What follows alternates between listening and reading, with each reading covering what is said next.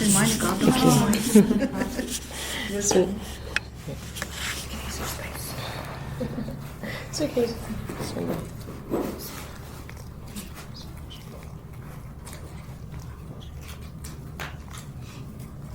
بسم الله الرحمن الرحيم والحمد لله رب العالمين والصلاة والسلام على أشرف الأنبياء والمرسلين سيدنا وحبيبنا وشفيعنا ونور قلوبنا وقرة أعيننا محمد وعلى آله وصحبه أجمعين. نوينا تعلم وتعليم وتذكر وتذكير والنفع والانتفاع والإفادة والاستفادة والحث على التمسك بكتاب الله وسنة رسوله صلى الله عليه وآله وصحبه وسلم ودعاء إلى الهدى ودلة على الخير ابتغاء وجه الله ومرضاته وقربه وثوابه سبحانه وتعالى مع لطف وعافية برحمتك يا أرحم الراحمين. اللهم إنا نسألك علم لدني ومشرب صافي الهني يا وهاب يا غني. اللهم إنا نسألك علم لدني ومشرب صافي الهني يا وهاب يا غني. السلام عليكم ورحمة الله. إن شاء الله. اللهم إنا نسألك علم لدني ومشرب صافي الهني يا وهاب يا غني. وصلى الله على سيدنا محمد وعلى آله وصحبه وسلم. رب اشرح بسم الله الرحمن الرحيم. رب اشرح لي صدري ويسر لي أمري واحلل عقدة من لساني يفقهوا قولي وسد لساني واهدي قلبي وافعل كذلك بأحبابي أبدا وارزقنا كمال الفتوح العارفين والفقه في الدين مع كمال الإخلاص واليقين والعافية والغنى والنصر والحفظ والنفع والانتفاع وخير الدارين وعلوم الأولين والآخرين آمين. وصلى الله على سيدنا محمد وعلى آله وصحبه وسلم والحمد لله رب العالمين. الفاتحة. أعوذ بالله من الشيطان.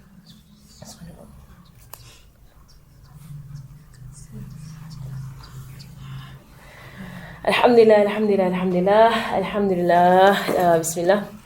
So we're continuing with the book of assistance.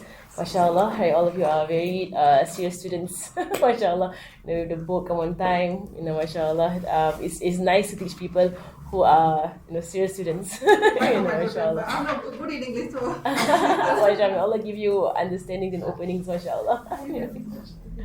MashaAllah. We didn't focus on the first page, so. I didn't have any English to do that. MashaAllah, I think you could find it. I think you could find it, right?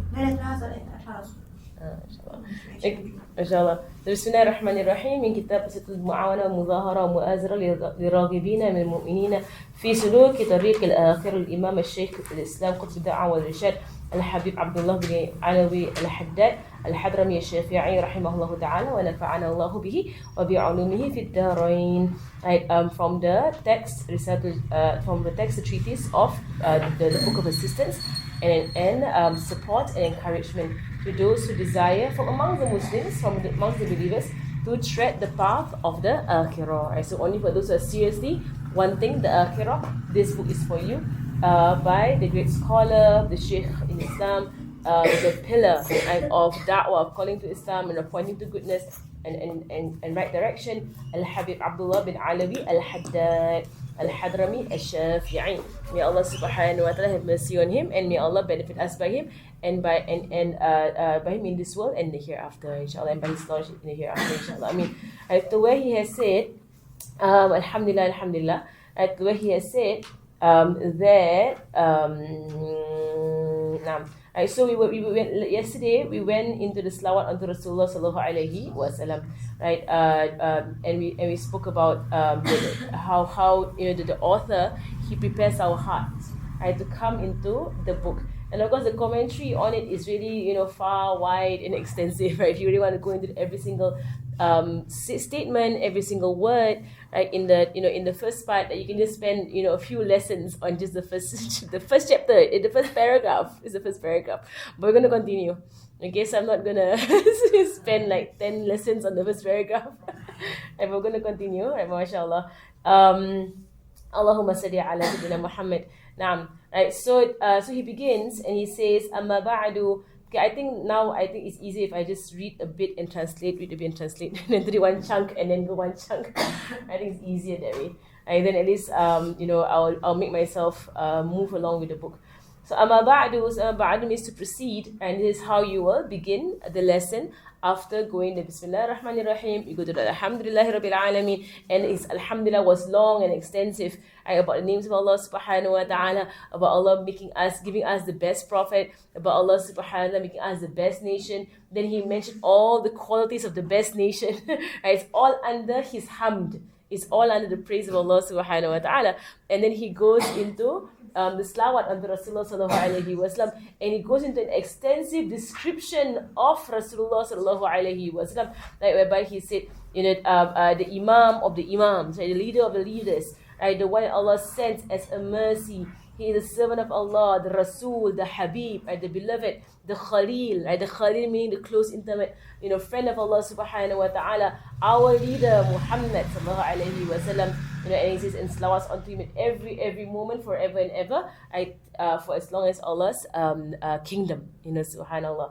Then now he says, and to proceed, and mashallah, when you speak about salawat to Rasulullah sallallahu alayhi wa sallam, I just want to mention one thing by the side, right, of the, is that, there was once, one of the habaib, a man came up to him and said to him, because in our aqidah, inshallah in aqidah we'll go through this, right, when we say that Allah subhanahu wa ta'ala, he is like there are 7 sifat of aqidah that a lot of people don't understand why it's repeated, right? If you know the 20 attributes in aqidah, there are 7 that seem to be repeated, right? So wasabatun Allahumma salli ala Muhammad, the verse, Allahu sami'un basirun. Okay, I will say all 7 lah. Sami'un basirun mutakallimun, Allahu hayy, Allahu qadir, Allahu murid, right? Allahu alim, alimul hakim, alim. Right? So there are 7 attributes of Allah subhanahu wa ta'ala. Then you find in the aqidah, وَكَوْنُهُ عَالِمًا وَكَوْنُهُ سَمِيعًا وَكَوْنُهُ بَصِيرًا وَكَوْنُهُ, you will find this thing going on in aqidah. Right, whereby they mention that technically there are 13 sifat, but 7 are repeated. Then becomes 20. Right? And many people don't grasp why in the world is this happening. Right? Why do the scholars count? Do you learn in the Zahra? Right? You do the 7, right? Then you have the kaunuhu, right? And then it seems like the same thing. It seems as if the same thing. No, it's not. Right? In that, when you say Allah subhanahu wa ta'ala is seeing, meaning Allah has the attribute that he is seeing in the right of Allah subhanahu wa ta'ala, the way, we don't even say the word way for Allah subhanahu wa ta'ala. You can't even say the way he sees. You don't say way, right? Because we have a way where we see, right? So Allah is not like us. So there's no kaifiyah. There's no kaif, right? There's no way, in a sense. Right? We just say he sees. If someone says, how does he see? You say there is no how for Allah. There is no how. You don't even say how. Right? Because we have a how of how we do things. Allah's not like us, right? So what happened in the past, in the history of Islam, is that there were people, right, who said, yes, Allah sees, right, but he's not continuously seeing. Weird statement, right? Like what? It's a weird statement, right? So you're like, what? Like, no, we say Allah subhanahu wa, because they say Allah has no time zone. That is true. Allah created time. There's no past, future, and present for Allah subhanahu wa ta'ala. He created time. I feel like I'm teaching Aqidah now. But on to the story that this is going on here, actually. Like, because there's a background to the story. So they say, therefore, there is no, like, continuity. So it's a weird thing that they were saying, basically. So the scholars, they rebut this, and they say that Allah sees, and He is always seeing.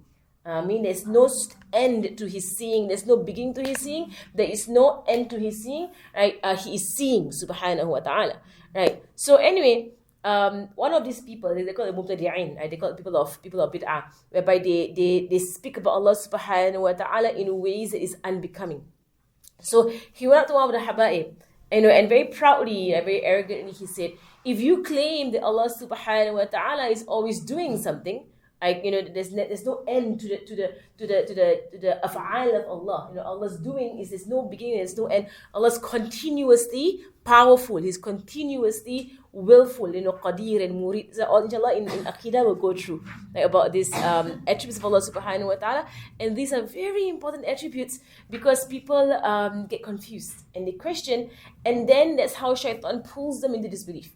It's from these attributes. Right, so or from the lack of understanding of these attributes.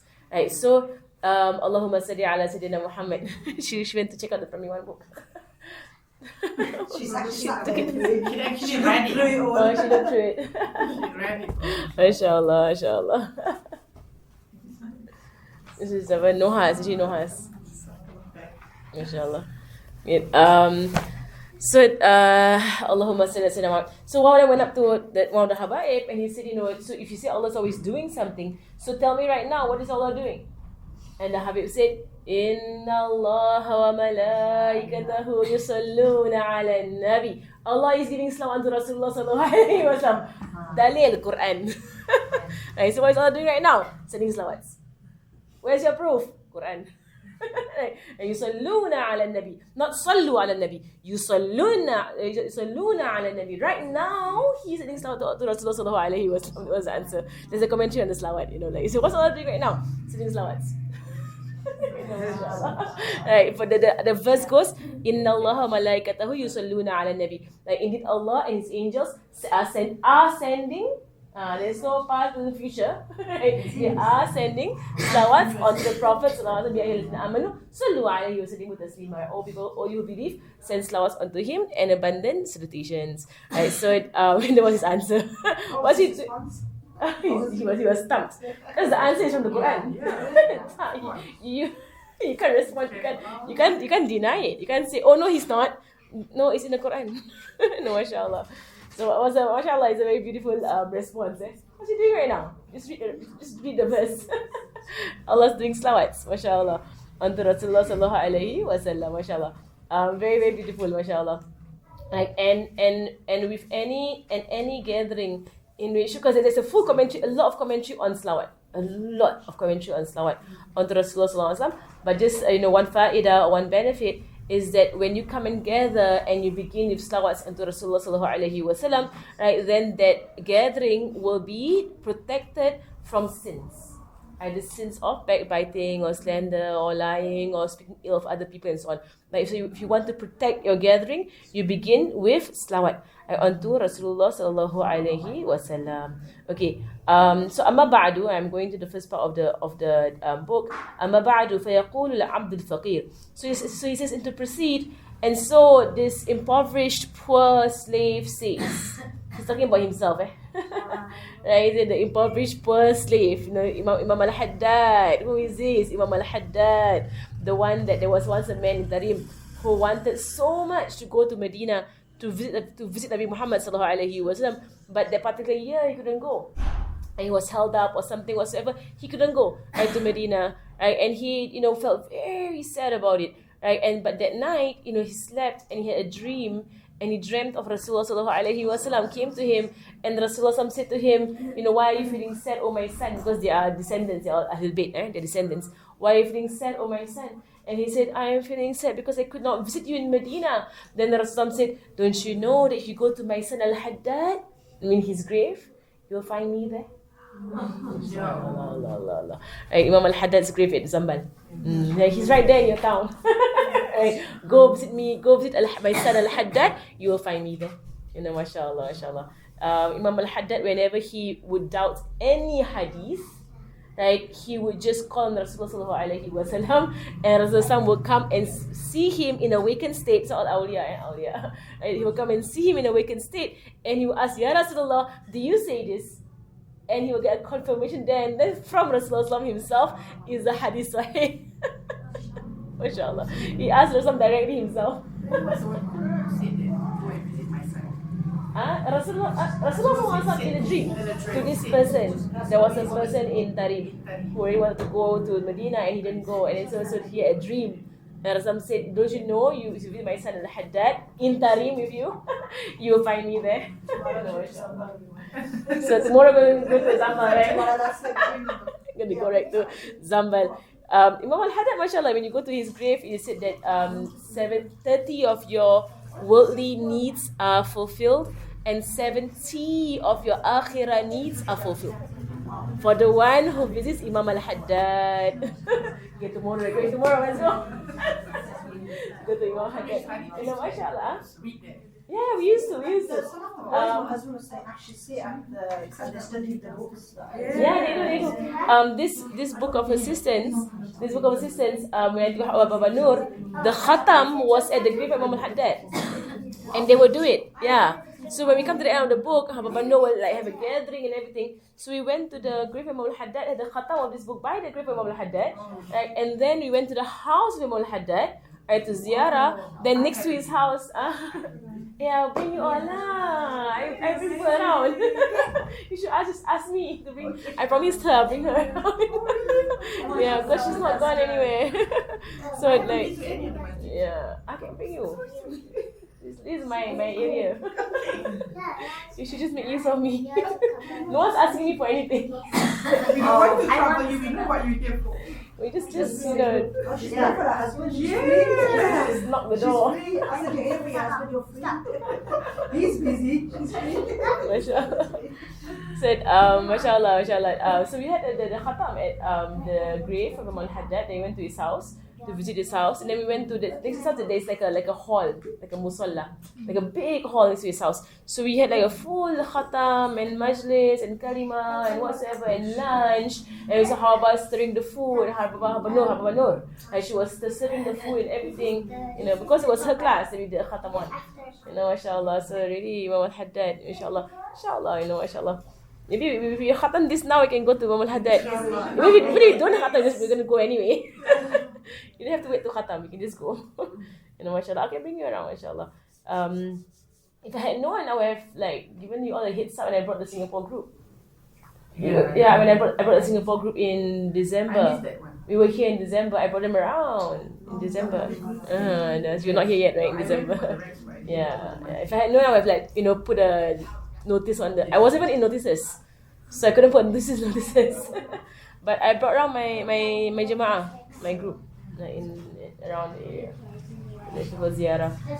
Alhamdulillah, Ya Allah, Ya Rabbi. So Abdul Faqir is how he calls himself. This is the poor slave, Imam al-Haddad. And we see his manaqib, his station with Allah subhanahu wa ta'ala. Al-muta'arrif bil-qusur wa-taqsir. Ya Allah, Ya Allah. Right. The one who is well known, or the one who admits his shortcomings and his deficiencies. He begins in this way. Ya Allah, if you really want to gain the most of knowledge, you need to empty yourself. Empty yourself. Right? The beggar comes to his Lord, in a state of destitute, right? Begging Allah subhanahu wa ta'ala. You don't come to a king, looking all fine and grand. No, you come to a king with your tattered clothes and with your low states, and you beg from the king. And the king, who is generous, will give you, from himself subhanahu wa ta'ala. It's from the hadith, whosoever lowers himself for Allah subhanahu wa ta'ala, Allah will raise him. And whoever raises himself in front of Allah subhanahu wa ta'ala, Allah will lower him and debase him, as the case of Iblis. Right? He raised himself and Allah debased him. Right? Ar-raji afu rabbihi al-qadir. Right? The one who is in hope of the forgiveness of his all-powerful, all-able Lord, Allah subhanahu wa ta'ala. This is the thing, you're so amazed by them, how they approach Allah. Like how they come to Allah subhanahu wa ta'ala in this way. MashaAllah. Al-Sharif meaning from the family. And he's a Sharif from the family. Abdullah bin Alawi al-Haddad, Ba'alawi al-Husayni from the family of Hussein, Ba'alawi from the tribe of the Alawi, Ba'alawi. Afallahu anhu wa an aslafihi. Ameen. May Allah forgive him and forgive those that came before him. Ameen. And so he says, هذه رسالة, this treatise, this book, بحول الله وقوته, and by the power of Allah and by his permission, and by the might and power of Allah subhanahu wa ta'ala. So again, nothing from him. It's all Allah has allowed this book to be written by Allah's power, by Allah's might, by Allah's will, by Allah. Subhanallah. Jami'atan. It is encompassing wasiyatan bifadlillahi wa rahmatihi, right? And it's an advice, right? It is encompassing, it's an advice by the fadl, I mean by the generosity of Allah subhanahu wa ta'ala, or the favors of Allah subhanahu wa ta'ala and His mercy.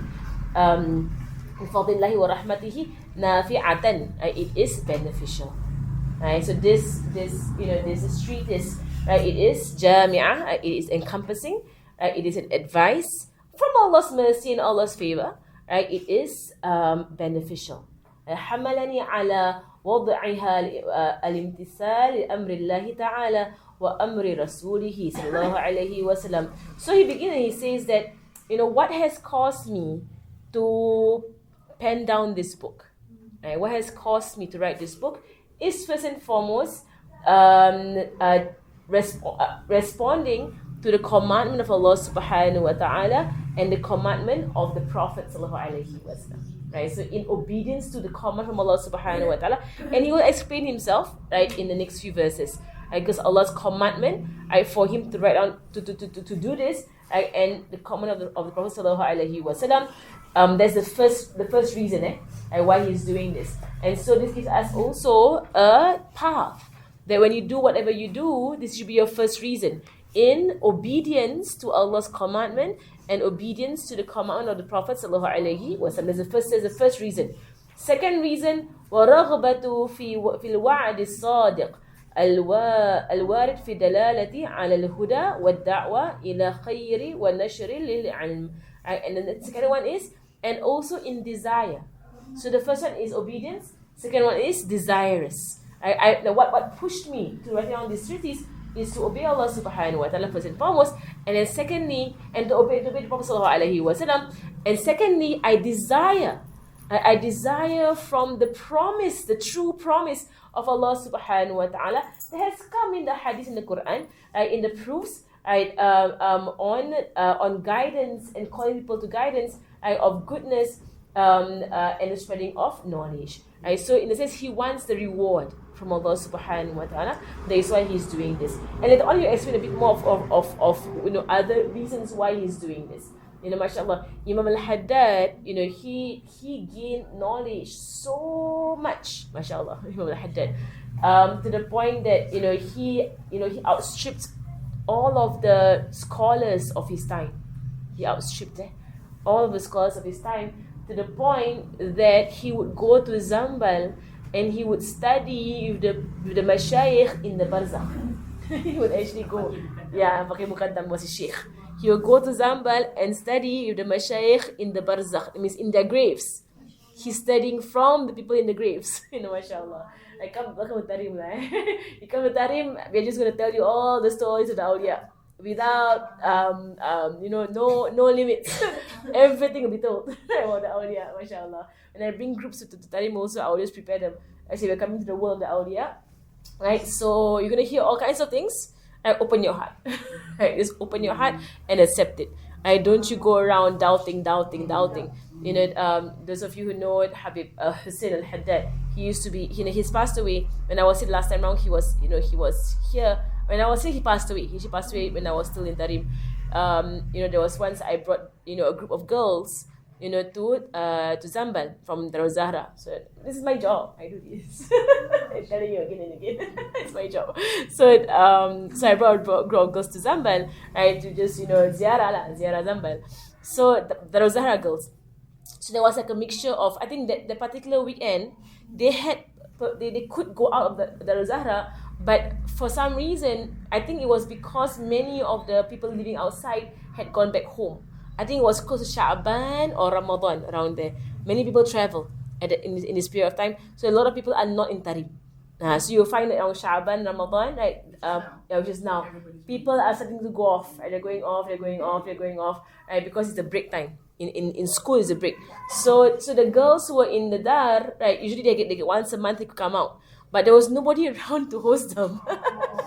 So, or whatever had gone, something happened basically. So the Singaporeans approached me and they're like, can I host them? And I said, sure. And then they said, some of them are going off, right? So they said they want to go to Zambal, before they go off. I said, okay, fine, I will bring you guys, right? Ziyarah Zambal. And the word spread in Darul Zahra. And so the day I brought them out, I had a group of Malaysians, Indonesians, Singaporeans, Westerners. And Jamaah coming with me because they all had a free day. They had nowhere to go. So the word spread in the And dark. they don't go out. They don't go out. They only get once a month. Right. So no one invited them out.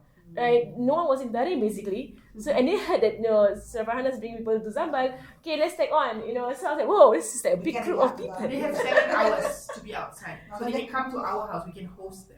Yeah, you're allowed to. You're allowed Come to. to mine. Yeah, they come to mine. Yeah. I'm a Singaporean. Yeah. 7 hours twice, 2 months once. Zoom. Now it's Oh, once every 2 months. Yeah. In my time was once a month. Now, Yeah. now every 3 months I share. Oh, is it? That's Einstein. They got straight to us. What's going on? Very Mashallah. hard to get. So yeah. So Azuma, anyway. it's called Azuma, right? Yeah, it's called Azuma. So anyway, this is what happened, because everybody was no one in town, and I was bringing out some Singaporeans to Zambal, and the word spread in Dar Zahra, and I had a group of Dar Zahra girls following me to Zambal. So mashallah, it was a very beautiful trip. So I went to Zambal with them, and it was a Friday, because Friday is Azuma, right? So Friday morning, close to Zohor, because the men come early in the morning and they go off by 7, right? So close to Zohor, I brought them at the Zambal. And then when I was walking through, I saw Habib Hussein walking out. And Habib Hussein, if you know him, have you seen him? Like, he dresses in a very simple way. He has his sarong, white t-shirt, and like a kufiya. Not even an imama, kufiya. He's a big wali, Habib Hussein, big wali. He was walking out of the Azambal, and I was like, Habib Hussein. And then I literally walked after him. I went to chase him, Habib Hussein. And Habib Hussein is a very old man. So I was like, Habib. And he turned around. And then I was like, so I said to him in Arabic, I said, I have a big group of girls here. Can you bring us Ziara Zambal? I said to bring us in the Ziara. Because you will get stories from him, you will not get from anybody else. Mashallah. So it's okay. And Habib, he was like, look at his watch. Look at us, his watch. He was like, okay, we have time. Before Jumu'ah, we have time. Right, so he brought us, he told us all kinds of stories, in all the different parts, and eventually Habib Hussein is from Al-Haddad. So he reached Imam Al-Haddad, and he sat there and he began singing, the national of Imam Al-Haddad by his grave. Right, so the whole time, I was translating and so on, for the girls, and so on. So then thereafter, and then he left, right, and then he left. Right, so, but the way Habib Hussein is, he's very friendly, Habib Hussein. So he'll be like, he has memorized some Malay. he knows some Malay. He memorized in the Malaysians and the Indonesians. So he has memorized his phone number in the Malay language. It's very cute. It's very cute. So he was like, he was like, any of you who need help, right? My number is, and he said in Malay, 7, 3. Then he was like, oh. Like in Malay, he was doing that, and the girls were like, Sada wrote down his number, So he left, then I brought the girls back to my house for lunch, and then, so the entire time, I did not say to them, who is this Habib? Because he was right there. I had no time to do an introduction. Because he was in a rush, we just did a ziyarah with him and I was in the station. Right. And I did notice there were some of the people, the girls who were with me, who kind of stayed away, right, from Habib. Right. In a sense, there was like a su'uzan.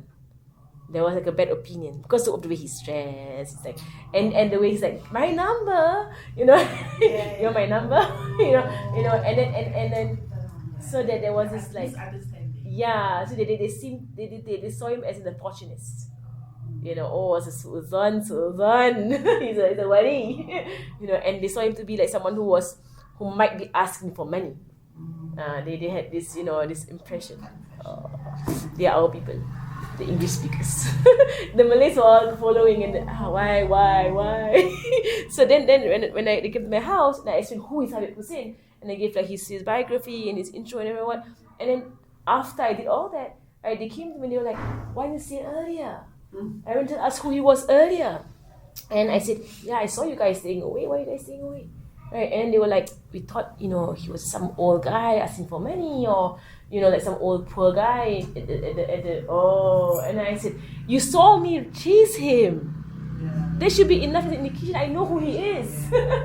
You saw me chase, run after him. There should be enough that I called him to bring us around. Then she was like, they were like, we thought you just, pitying him and going to give him some money. I did give him some money. But Habib, the money he just gave out, Habib has no concern about money. Habib, mashallah. Right, so and then I said, then the whole time you were having this bad opinion, right, and then it blocked you from the barakah of a wali. It blocked you the whole time. You won't come near. You didn't want to come near. Mashallah, the whole time. So, and thereafter, after I think it was about a few weeks later, about a month later, he fell sick. Didn't see him again until he passed away. That was my last experience with him, like the Zambal trip. My last experience with him. And then he fell sick, couldn't leave his house. He went to the hospital. Right? And then, like a gift, like the halas.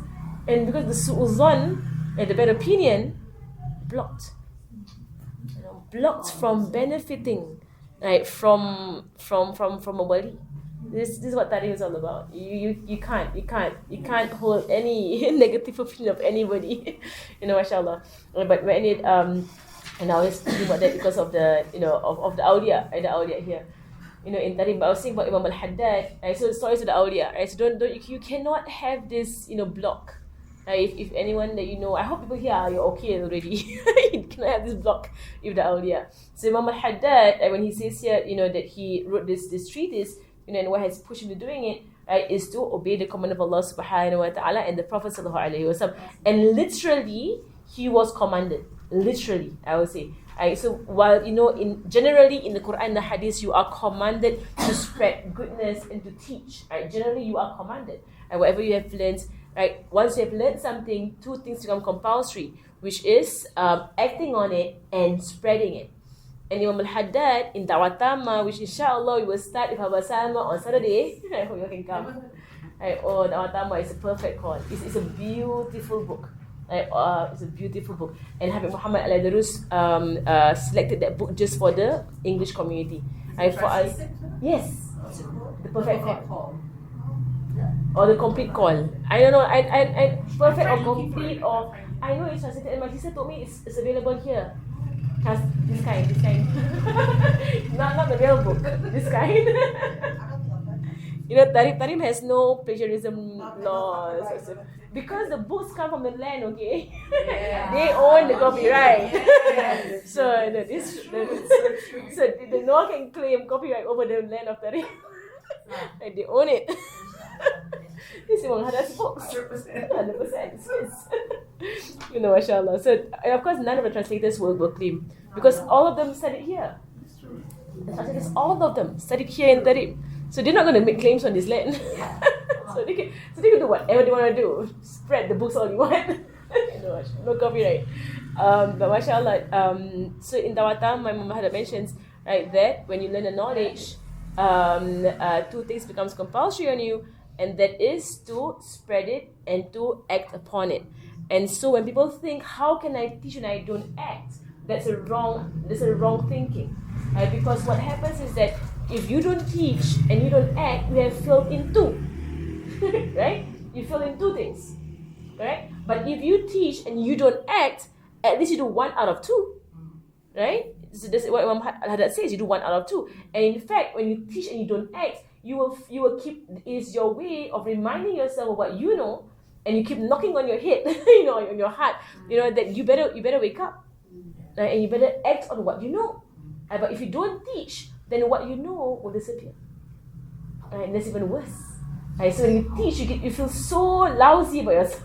That you're telling people all this stuff, then you're not doing it. That eventually you're pushed to doing it. Right? The best way to start doing stuff is to teach it. Then you're like, all about this, you're not doing it, and then eventually you do it. That's the best way to get us up and going, mashallah. Right? So and in the Dawah Tammah, he goes through, some of the issues that people go through that stops them from teaching. He goes through it. Right? Because he went through it. Imam al-Haddad, he went through it. Right? So the story that I wanted to point out here is that he was learning with Al-Faqih al-Muqaddam. Al-Haddad, Al-Faqih al-Muqaddam in his grave. Yeah. So basically after some time, and Imam al-Haddad was studying, he was not teaching. He was studying. So Al-Faqih al-Muqaddam says to him, in one of the lessons, "Ya, my son Al-Haddad, it's time for you to teach." And Imam al-Haddad said, "Labbaik," but he put it off. He put it off. Right? Al-Faqih came again and said, "Ya Al-Haddad, it's time to teach. It's time for you to teach." And he said, "Labbaik," but he put it off. eventually Rasulullah sallallahu alaihi wasallam came and said, "Oh my son Al-Haddad, it's time to teach." Right. So the next day he began teaching. Mashallah. And then he had a dream. Al-Faqih came to him and he said, "You had to have the Prophet come to you, then you begin teaching." Like when I told you, you kept putting it off. You had to for the Prophet himself to come. Mashallah. Right, but it is really mashallah, and it's all the stories about it, mashallah. Right, but that's why we say by the commandment of the Prophet sallallahu alaihi wasallam, teach, right? Teach, oh Al-Haddad, teach. And he has the madad, right? This is why he's worked till today. Right? No person is like this, subhanallah. And desires for the hereafter, right? To goodness that Allah has promised, right? For someone who points towards guidance, right, and towards da'wah, right, calling to goodness, and spreading of knowledge. So now he takes shows his proof here. Right? So he puts his proof here from the Quran. Right? So he says here, Allahumma salli ala Muhammad. Where Allah subhanahu wa ta'ala says, وَلْتَكُنْ مِنْكُمْ أُمَّةٌ يَدْعُونَ إِلَى الْخَيْرِ وَيَأْمُرُونَ بِالْمَعْرُوفِ وَيَنْهَوْنَ عَنِ الْمُنْكَرِ وَأُولَٰئِكَ هُمُ الْمُفْلِحُونَ. Right, so Allah subhanahu wa ta'ala says, and so let there be. It's a command from Allah subhanahu wa ta'ala. Let there be a group amongst you. There must always be a group amongst you. Syekh Lambuti says, in our zaman, everybody. Right, it has become fardu ayn on every person to call to Islam, or to call to goodness, to call to obedience, because the evil is so widespread. Everybody must do this. That in whatever way or capacity you can do it, amongst your family members first and foremost, and your relatives, and then this just out there. So Allah has given us the media, so the media is in our hands. Even if it's WhatsApp, like a WhatsApp status, something you learn today, every day post something, somewhere, mashallah, something. So even like they had a meeting on the Mashayikh, and they were saying look into TikTok, but don't be addicted, right? And be focused, but because it's the media of our time. So look into it, and do something. Like if you were saying maybe the Board of Assistants, because TikTok is like what, 30 seconds or 10 seconds. I heard. No, it's longer. No, it's slightly longer. Is it? Yeah, alhamdulillah. It's I'm not like, short snippets. yeah, I'm like, how am I going to put any content in 30 seconds? What am I going to do? It's longer. My brother-in-law does it for the youth. A lot of TikTok, and he's got a lot of youth followers. Yeah. Yeah, it's good that one.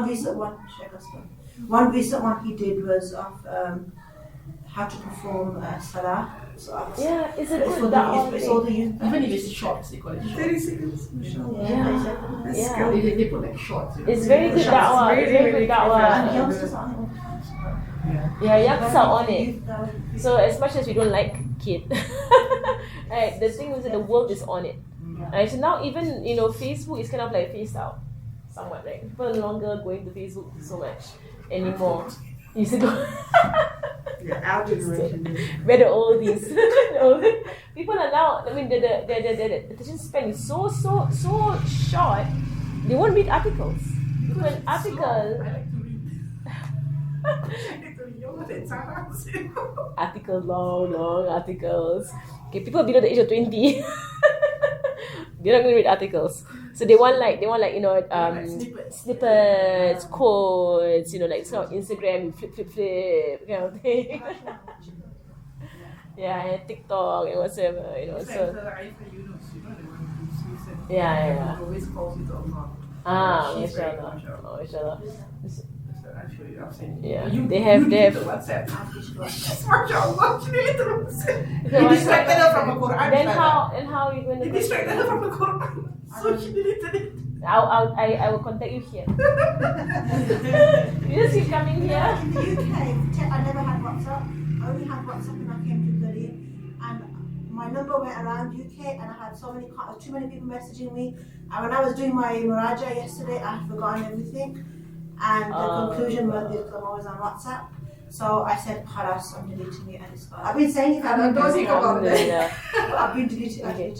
I put my Singapore WhatsApp number on my computer. So now when I go back to the UK, I'm going to get a new SIM, and that's only family on. I've got one now that I'm Mashallah. My Singapore WhatsApp's on my computer.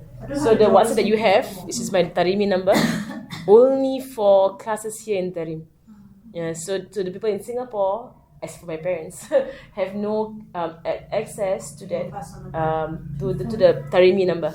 Of just these people are doing work for me in Singapore to do my books. So my Singapore number is on my desktop. My desktop is my Singapore. So in a sense, you have to open the computer, you have to put it on, to open the WhatsApp. It's so troublesome, you won't do it. I've only got a Caribbean number now. Oh, okay. Because the phone is too easy to open. It's a big distraction. It's a It's a big a very big distraction. Mashallah. Someone like me. So I've left it on my desktop. So that's why you might see that I don't really respond to my Singapore number. I respond to the Tarimi number. Now you know. Now they She's know. not responding. Now they know with the. Now they know the recording. But I'm not saying my Tarimi number. It doesn't tell my Tarimi number. Okay, mashallah. So Imam Haddad, by the command of Allah subhanahu wa ta'ala, so Allah says in the Quran, وَلْتَكُنْ مِنْكُمْ أُمَّةٌ يَدْعُونَ إِلَى الْخَيْرِ. So there has to be from amongst you a group of people who are calling to goodness at all times. يَأْمُرُونَ بِالْمَعْرُوفِ, and commanding to goodness. وَيَنْهَوْنَ عَنِ الْمُنْكَرِ, and forbidding what is a munkar, and forbidding what is evil. وَأُولَٰئِكَ هُمُ الْمُفْلِحُونَ, and these are the successful. And Allah has said, ادعو إلى سبيل ربك بالحكمة والموعظة. So hikmah and maw'izah. So call to the path of Allah. So here this is proof that Allah has commanded. Right? Allah has commanded people, right, to call to the path of Allah subhanahu wa ta'ala with wisdom, right, and a good warning or maw'izah. Right? The ayat stops there. Okay. No, the ayat stops there. Okay, sorry. وَمَوْعِظَةٌ حَسَنَةٌ, and a good commandment. And the story here that is mentioned, that Habib Muhammad bin Salim, Habib Umar's father, and Habib Abdul Qadir al-Mashhur al-Jailani, that they would literally walk out of Tarim on their feet, right?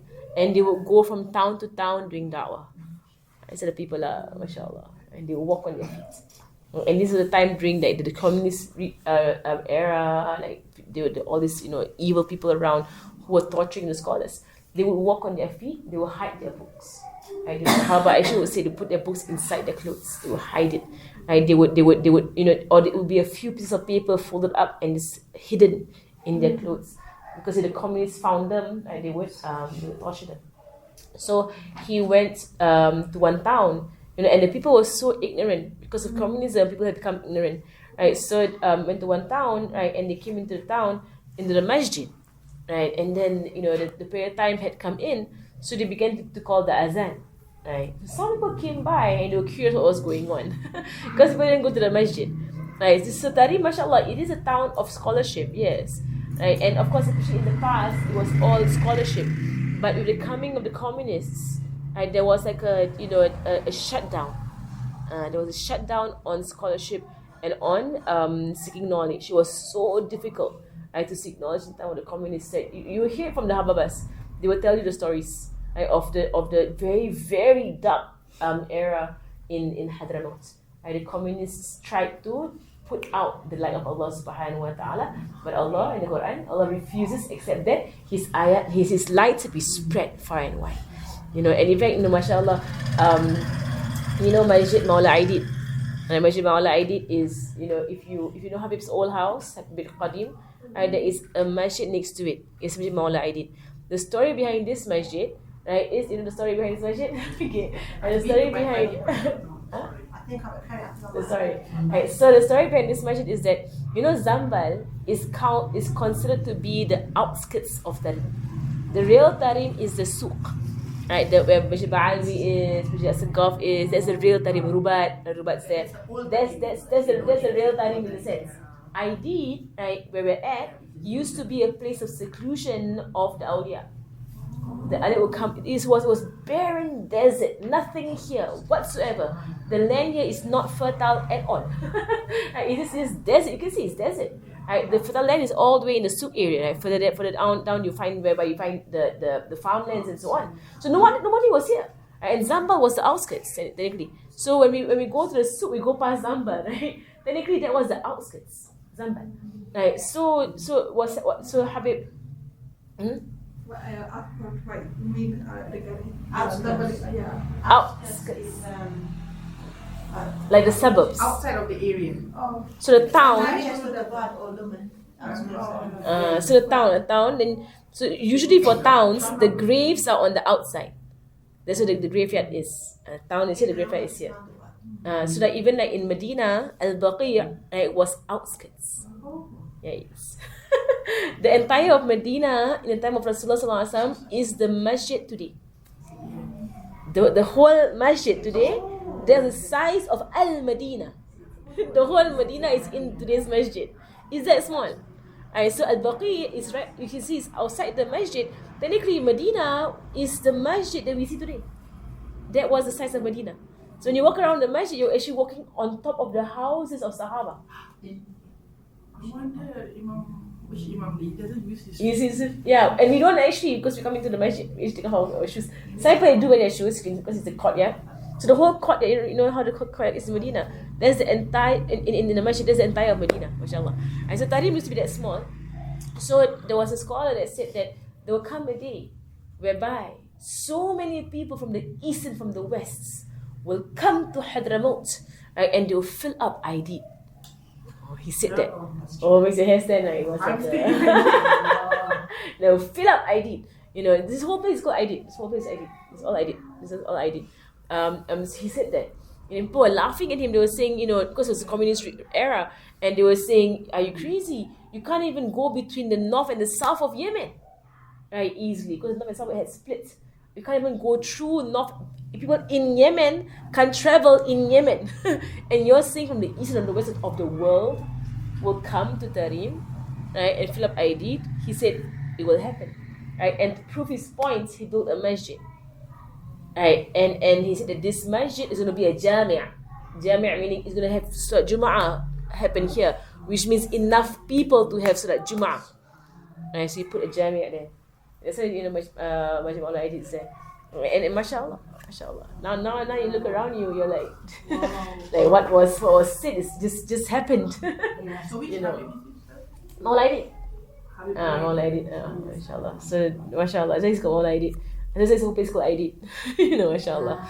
Like, so it's one of the things that they you know, mashallah, we were seeing it lah. Yeah, we're seeing it. And then when Darul Mustafa was built, people were like, "Why are you doing, you know, saying to have it? Why are you building a school here? Desert. There's nobody here." Right? Oh, literally, like what we're in right now, this is a university town. Like we are in a university town, like higher than Cambridge or Oxford or Harvard or whatever. Like we're in the highest university town in the world here in Tarim. You know, mashallah. It is a university town. The whole town sprung up because of a school. The school came and the town sprung up.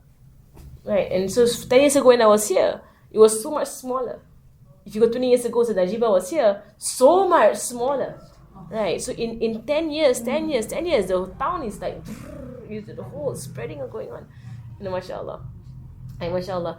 So I was saying about Habib about da'wah to Allah subhanahu wa ta'ala, Habib Muhammad bin Salim and Habib Abdullah al-Mashhur. So this basically they do a time when they used to walk around on their feet. So we don't see the difficult years of the awliya and the ulama. We see the now. Right now the glamour and the numbers and the crowd and everything. You don't see the time whereby they walked around and no one cared to look at them. You know, they would sit and try and get someone to come and sit with them to learn. You had to convince people to sit with them. And now like people are rushing to the Mustafa and they're coming in, subhanAllah, and they're grabbing onto Habib and everything. There was a time whereby no one could care. No one could care less. I saw Habib Muhammad bin Salim, they entered the masjid and there was no one there. And then so they said, you know what? They called the azan. Right, and then the people began to come, right, and there was a man that came and he had a camel with him, and he walked right into the masjid with his camel. So Muhammad was like, this guy brought a camel into the masjid. You know, like and camels are camels, right? You've seen the camels here, right? And they're not exactly the cleanest creatures. They're not clean. And they do have a smell about them. Camels. So then he brought a camel right into the masjid, and he made his camel sit down in the masjid because he was curious what was going on. Right, the Habib, and Habib Abdul Qadir al-Mashhur Jalani, he was like, he saw Habib Muhammad's face change, and he was like, relax. Just relax. We'll handle this.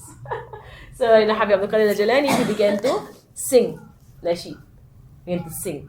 More and more people came. And they were seated everywhere, men and women everywhere, they were seated. They were just hearing Habib singing. Right, then after he finished singing, he stopped. Then he said, okay, you want to continue, right? And they were like, yes, continue. And then he had a drum with him as well. He was playing a drum.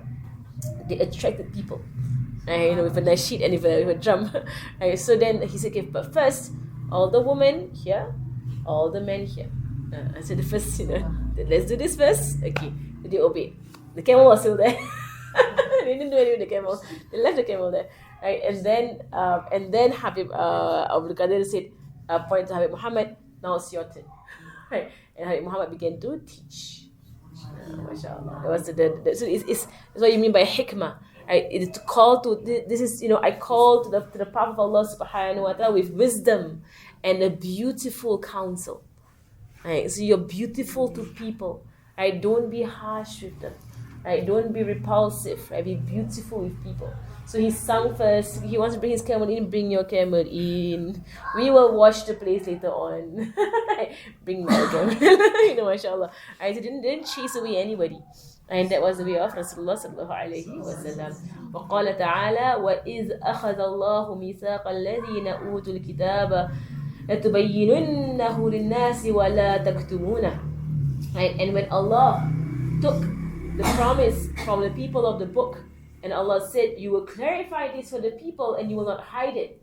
Right? So Allah's commandment to the people of the book is the same commandment to us Muslims. Right? What you have taken in this Quran, you have to make it clear to the people and do not hide it from the people. وقال تعالى لنبيه قل هذه سبيلي أدعو إلى الله على بصيرة أنا ومن اتبعني. Right? So he says, say, O Prophet, this is my way. This is my way. I call to Allah with clear sightedness, meaning wisdom. Right? So don't just bash through things and just say things that might harm people, right? But with clear inner sightedness. Last thing you want to do is to chase away someone. MashaAllah, I've met so many people, converts or new Muslims or people who have just made tawbah. And in Singapore they will say, I've made my hijrah. They will use that word. So I'll get emails and they will say, Ustazah, I just made my hijrah last year. So what they mean is I left my previous life, and I'm trying to be a better Muslim. It's a common word now in Singapore. People use I made hijrah 3 years ago. I made hijrah 5 years ago. I made hijrah. It's become a common term. Muslims say that even? Yeah. It's Muslims say that. I made my hijrah again. I made my hijrah. So what they mean is that they left. They just want the hijab. They're coming for classes. They're trying to be a better Muslim. They had the Jahiliyyah days. Yeah, they had the Jahiliyyah days. So it's now like a term used in our countries. Right? I made my hijrah. MashaAllah. And I'm sure many people have that. They had their days whereby they had no prayer, no fasting, no hijab, no whatsoever. Then they made their hijrah. And then they began fasting, began praying, and so on. It's a hijrah. MashaAllah. Anyway, I met these people in Singapore, a lot of them.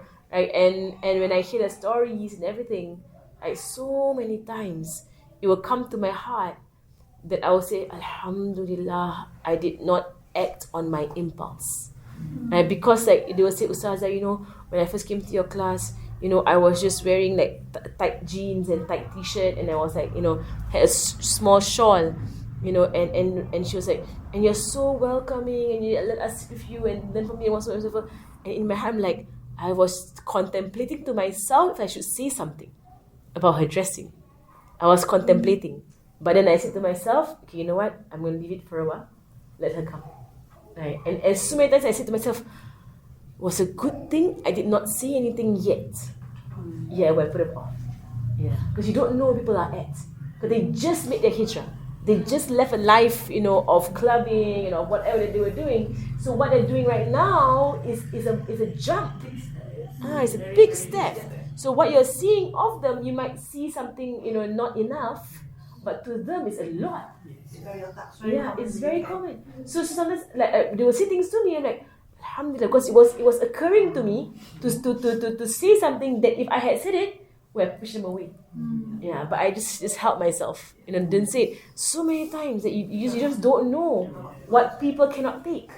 So you just get to know them. Get close to them and see what they're about. And sometimes you don't have to say anything.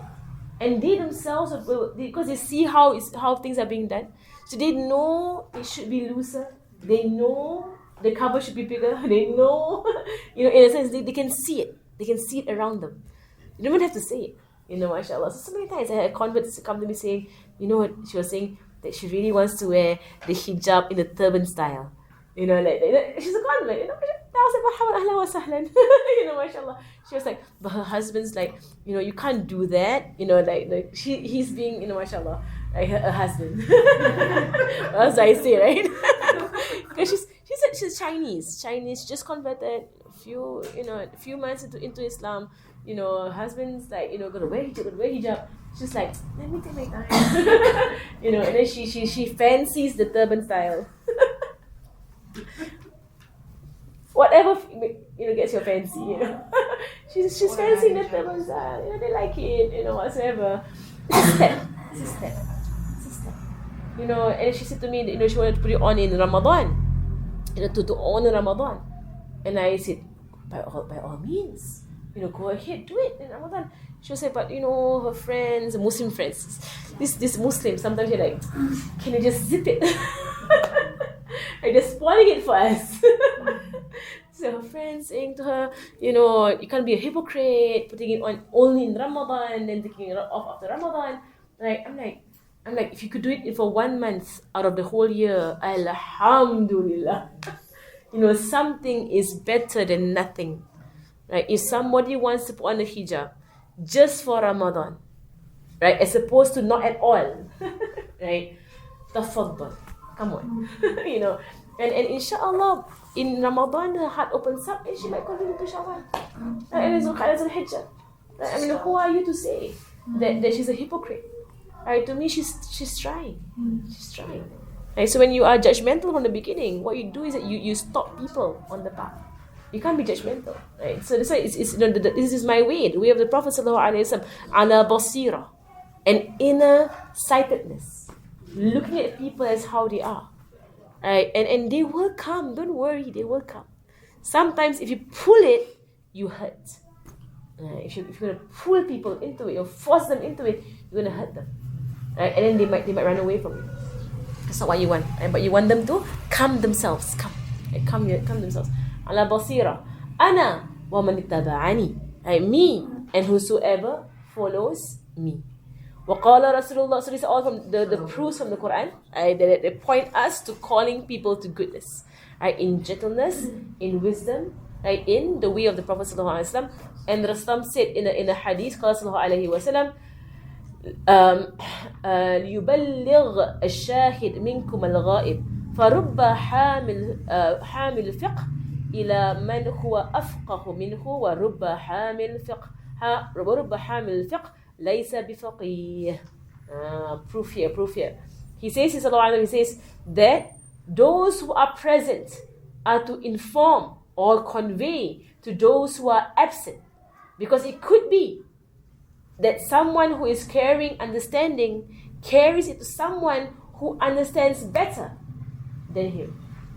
And mashallah. And it could be that the one who is carrying understanding does not understand.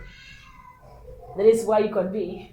Because it could be somebody else. And so something I'll say to myself that I know of all this, amalan, all these deeds you could do.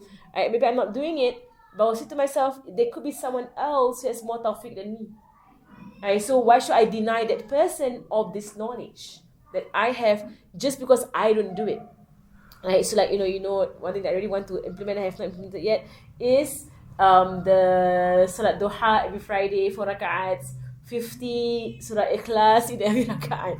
I do it sometimes, ya Allah. But I've heard it since for 10 years ago. I heard this amalan. And I saw how Bano doing it in Singapore. They never leave it. I should be on the car. I'm driving her around and she's doing her duha. 50 surah ikhlas per rakaat. And they're traveling, 50. So I know of this amalan. For since 10 years ago. For every rak'ah. Every rakaat. And how many rakats? 4. 4. 200. Every Friday they do it. Every Friday. Yeah. We reminded again today. Yeah, is it? So and this deed, someone who does this often, of the fadila of it is the virtue of it is that you will see your place in paradise before you die. Oh, mashallah. So it's something that I do drink Arafah. I do drink Ashura. I try. Okay, inshallah, we'll do it. Every week we'll do it. No, once done. But you're gonna do it at least once a month. Okay, you can do it once a week, do it once a month, right? Do you have a tasbih holder in the car? Yeah, you can. You can. Just Because when you move your fingers, it's okay. yeah. So I've seen how last week I just saw Zainab doing it. She was sitting there doing in a Doha prayer. She's doing this. So, she's doing it. She do.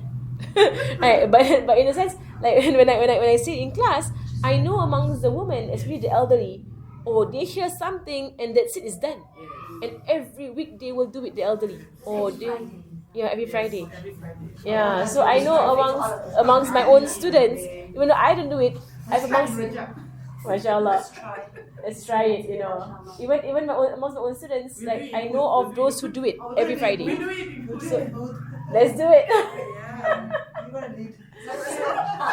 Doing it one time is easy. Doing it every single week. Do you read tasbih surah Carry So through. that's after Fatiha? after Fatiha, yes. After Fatiha, 50 Fatiha per rakaat, so 4 rakats. This is what's the intention? Duha.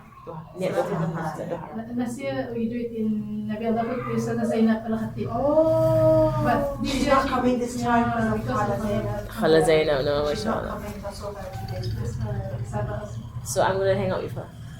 I'm Yeah. not coming. You're coming. My husband, he loves me a lot. I can't go anywhere. Stay at home. Even for Hadra Sayyidah Khadija, he was like, "Where are you going?" And to Hadra Sayyidah Khadija. Where is it? Up the mountain. Then he was like, "It's too far." Because I had to leave at 3 p.m. right? So are you the good wife that's without mahram, kids? you can't go without much longer. No, my husband just wants me home. Are you the good wife that just says yes? What did I do? Yeah. I won't challenge you. No, I want to go, but it's dawah. You said you coming for dawah. You coming here for learning. I go love it. Why I go love Habib? it. Yeah, I went for Habib. Oh, okay. That's what his argument. He was like, Oh, isn't there a nearer one? I said, yes, there No, is. but I booked, he didn't say anything. And yesterday he's saying, it's a good. He said, when you go to blood test and do lots of takwaro, I came here, but I did wrong with the mahram. Yes, but at home. He said to Just me, go for it. Imam, There's time to warm the roti up in the microwave and it's done. He wants the company. Literally, he said to me, he's bored when I'm not around. He's Mine bored. says, alhamdulillah, you got out the house. Ya Allah. Give me a break, go. My husband's like, no, he gets bored when I'm You not. see your husband back home. I never hardly saw him. Here, we each other's faces constantly because back home, he was always teaching or I was always doing. Here, just. Allah, Ya Allah. But mashallah, Samina wa ta'na to our husbands, we hear, we obey. Mashallah. I really want to go because I don't know how it's all going. There's going to be a party going on there. But yeah. Alhamdulillah. Again, but obedience to husband. Obedience. So he says here, so it could be that someone, so I was just mentioning that the old woman that I teach in Singapore, right, they are doing the class every Friday. Right, they have more tawfiq than me. Which is why the hadith goes, it could be the one who hears it,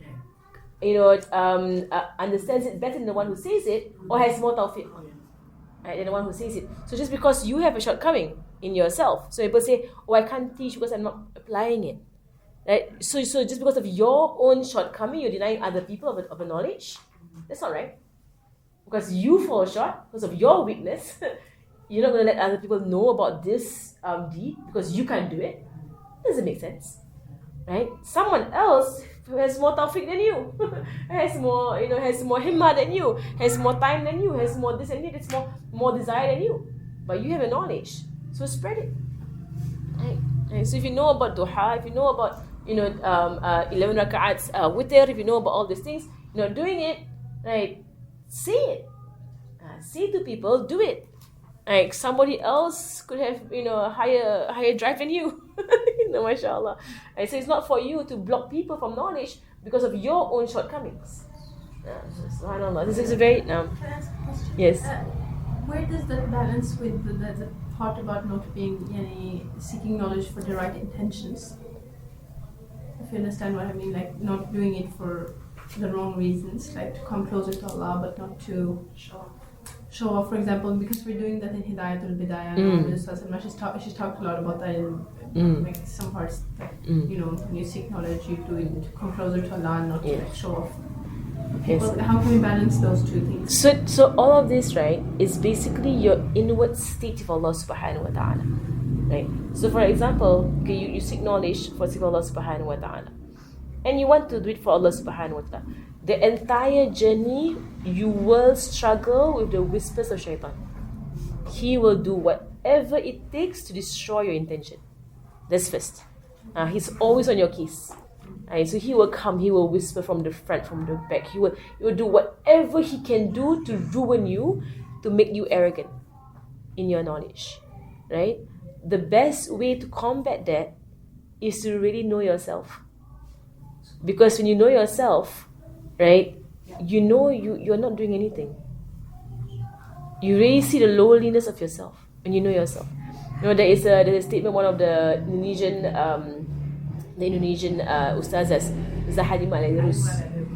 She would say that humility is not, in Malay they would say rendah diri. It's not rendah diri, it's kenal diri. She said that humility is not lowering the self. Humility is knowing the self. When you know yourself, you can never be arrogant. Impossible. What to be arrogant about? This self, it's pathetic. If you really know yourself, you will see how lousy you are. Honestly. So the one who is arrogant is basically deluded. In denial, in a lie, living a lie, deluded. The one who's arrogant. Right? So when you spread all this knowledge, right, that you spread out there, right, the truth of it is that you actually feel worse. You don't actually feel, oh, I'm so smart, I'm so knowledgeable, I'm smart. You actually go in your head and you're like, I'm not doing it. Hypocrite. You keep battering yourself on the inside. So in fact, the spreading of knowledge, like, if it's done correctly, truly, it brings a person low. It does. If for some reason it brings someone high, then they're walking the power of shaitan. And they're in the power of shaitan. But I can tell you, every person that I know who is on the path of teaching, right, they feel really that they are the worst person. But they're doing this because hopefully one of the students can do shafa'ah for them. They're hoping that somebody among the students will intercede for them. For this. Imam al-Haddad begins by al-faqir. Al-faqir, al-mu'tarif bil-qusur wa-taqsir. He begins in that way.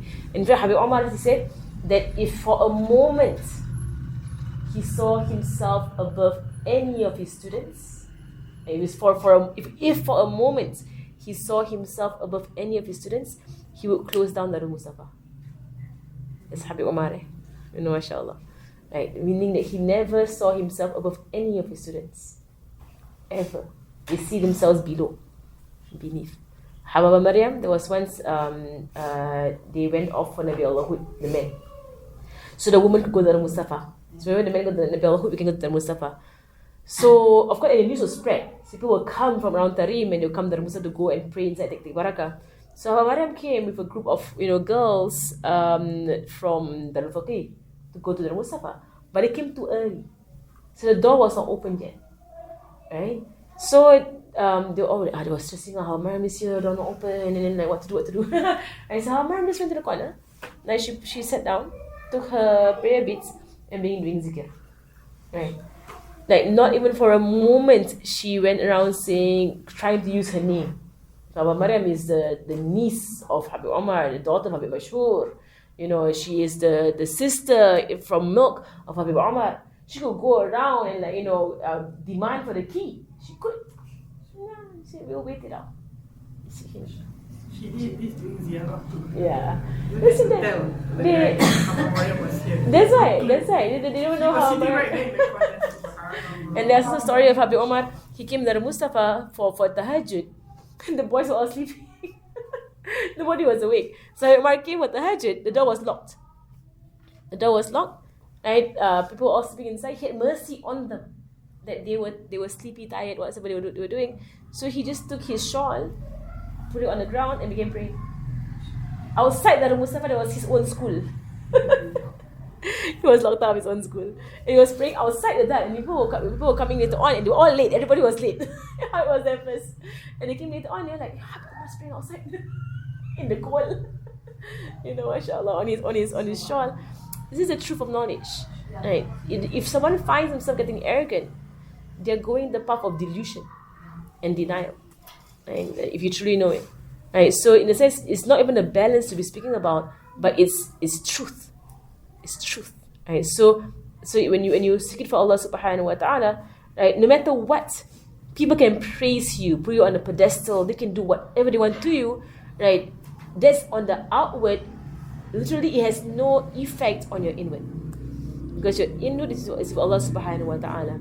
So if the whole world is impressed by you, it does not matter to you anything. It weighs nothing to you. Right? It's like الذهب والتراب يساوي الذهب والتراب. And it says like gold and stone, same to you. So people can love you, they can hate you, whatever they want to do. Right? Your only concern is Allah love me, subhanahu wa ta'ala. And that's an inward state. So it's regardless of whether you have a gathering of one person or a gathering of 1,000. It doesn't matter to you. It doesn't matter. And I seen my teachers, Abba Maryam, Habib Omar, and so on. Like when I used to learn with her, 3 of us in her house studying. When I brought to Singapore, like a full auditorium of people. She's the same Hababa. Same Hababa. It doesn't affect them at all. A full auditorium of people in Singapore, full to the max. You go to Indonesia, thousands will come to the majlis. In Tarim, 3 people in front of her. She's the same Hababa. She will teach for 2 hours. Same Hababa. So to them it matters nothing. Popularity has no effect on them.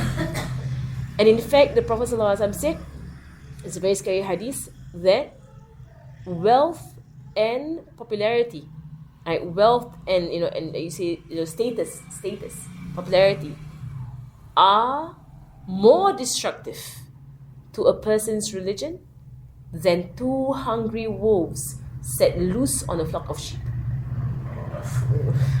Money and name, fame. This is why people who are on the path, they don't want the money, they don't want the fame, they don't want it. It comes to them, but they don't want it. But it comes to them, mashallah. But those who desire it, it will destroy their religion. It can destroy. SubhanAllah. Okay, let's finish it up and then we can end the class.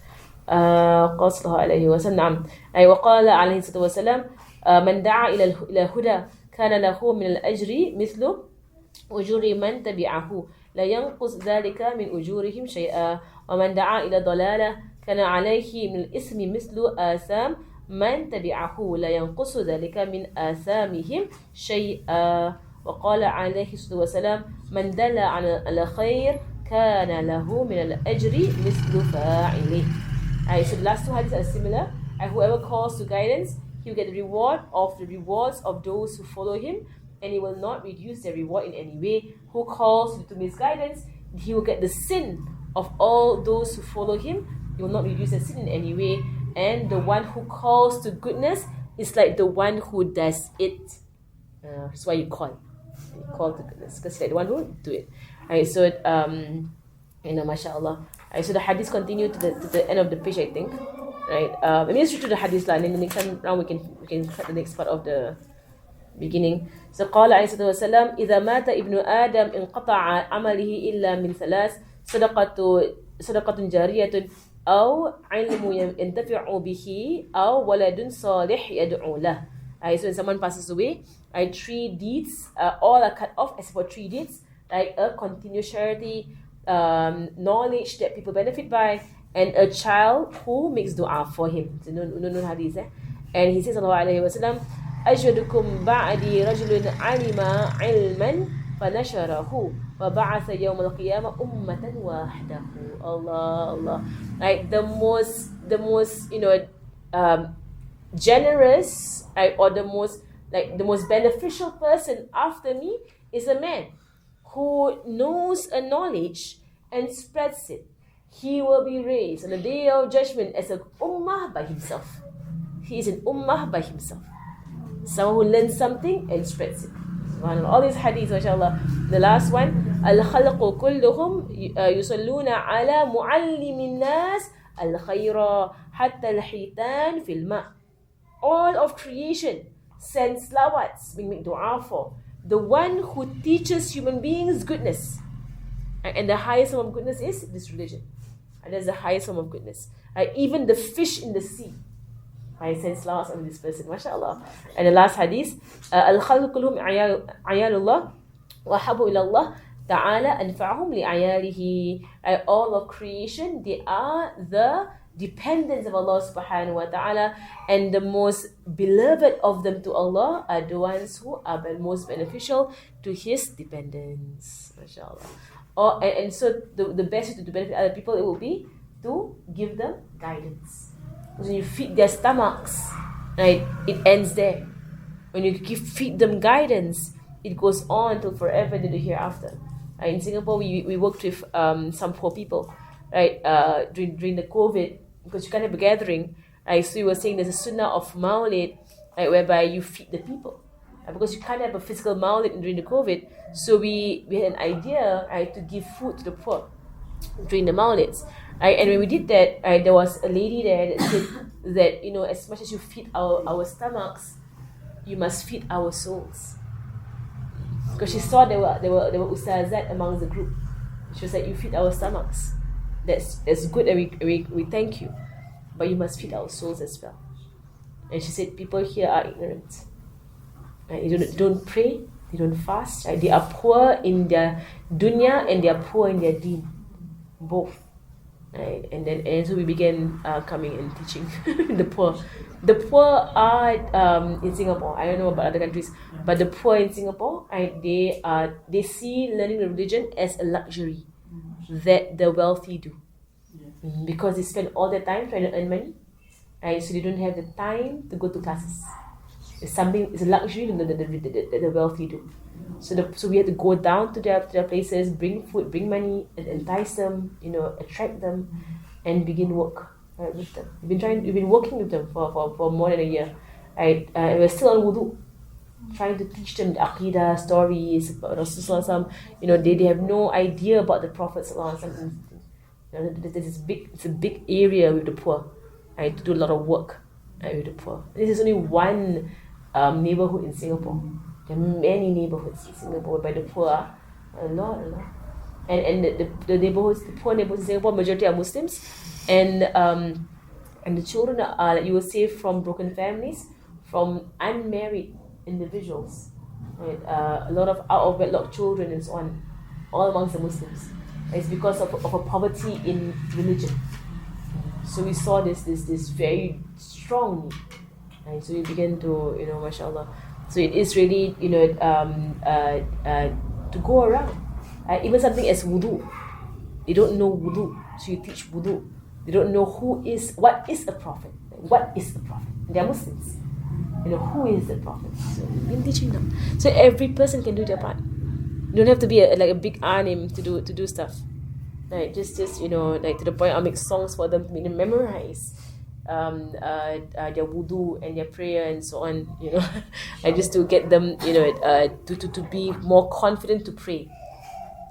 They were not confident to pray, and they felt they needed us around for them to pray. And so when we're not there, they won't pray. So we had to like get them to be more, more confident. MashaAllah. But it's already it's really mashallah a lot of work. But here's all the hadiths to encourage. Even if you guide one person, that's why the highest verse, even if it's one person in your life that you affected, right? This one person, it is better than the entire world and what is in it. Right? So mashallah, this is all encouragement from the Prophet ﷺ. It's so strong. That's why he's saying that you will feel so much responsibility, right, in the self of what's going on back home. MashaAllah. May Allah give us ability, inshallah, and open our understanding. May Allah subhanahu wa ta'ala place us on the path of righteousness and goodness. To the Fatiha.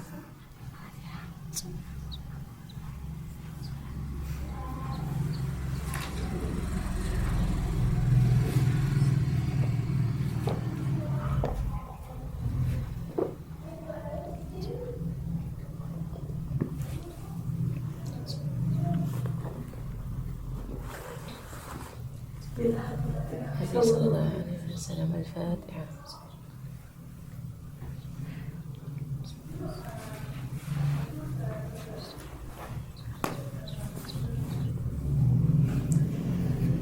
سبحانك اللهم وبحمدك أشهد أن لا إله إلا أنت أستغفرك وأتوب إليك. صلى الله على سيدنا محمد.